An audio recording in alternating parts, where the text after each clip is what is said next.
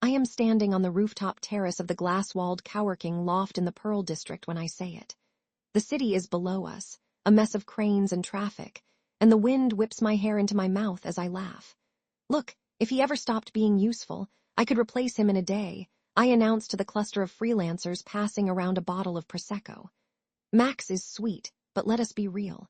He is 35, he clips coupons, and he still checks the weather by looking out the window. I could download an app and find someone younger, taller, richer. Easy, they laugh, I laugh louder. I do not notice that Max has just stepped through the metal door with the paper bag of empanadas I texted him to bring. His brown leather boots scrape to a halt on the gravel. The grease spot growing on the bag tells me how tightly he is gripping it. Silence rolls across the terrace like fog. One of the designers coughs. Someone mutters, awkward. Max meets my eyes. You done?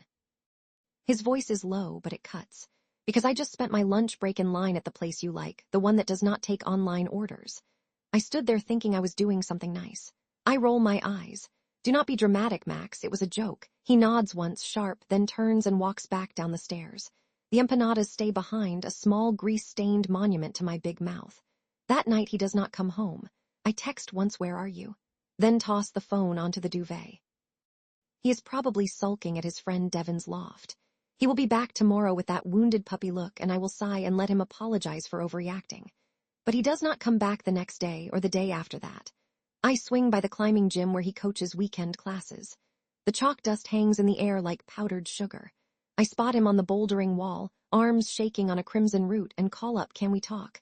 He drops to the mat, brushes chalk from his palms. I am listening. Look, I said something stupid at the party. People say dumb stuff when they are drinking. You are blowing it out of proportion. He gives me a small, sad smile.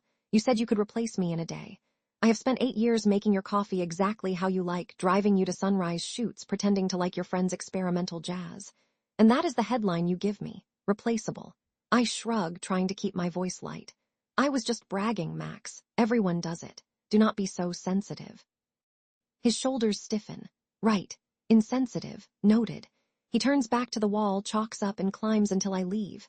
2 nights later, I am on the patio of the tapas bar on Alder Street, scrolling through Instagram when I see the photo. Devin posted it 20 minutes ago. Max, smiling, his arm around a woman with cropped silver hair and a crescent moon tattoo on her collarbone. Caption, when your boy finds the upgrade in record time. 3 hours, start to finish. Respect. My thumb hovers, frozen. I click on her profile. She is a wildlife photographer just back from the Arctic, the kind of adventurous that gets sponsors. Max always wanted to go to Svalbard. I said it was too cold. I type, who is she, and hit send to Max. A red exclamation mark appears, message not delivered. He blocked me. The patio lights blur.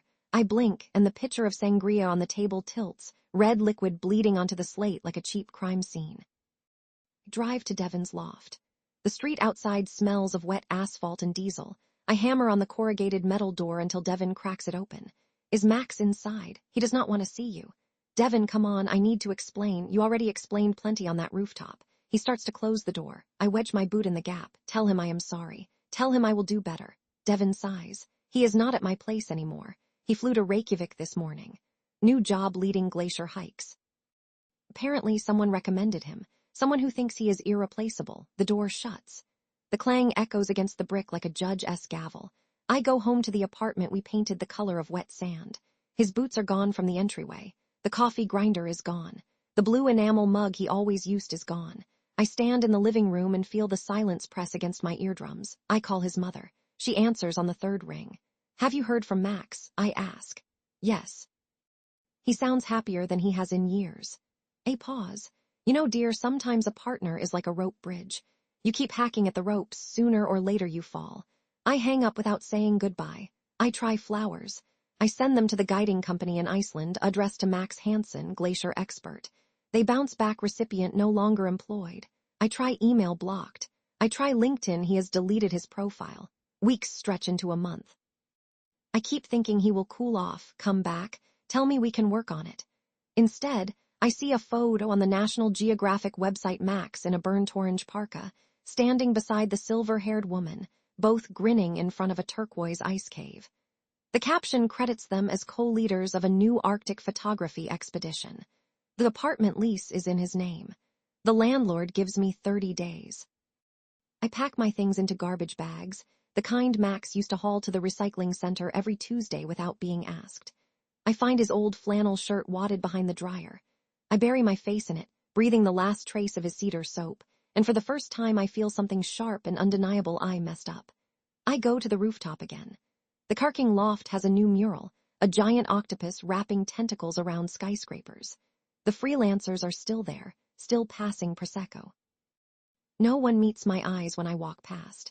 I sit on the edge where the gravel meets the ledge and look out at the river. I picture Max in crampons, ice axe glinting, teaching someone else how to read a glacier.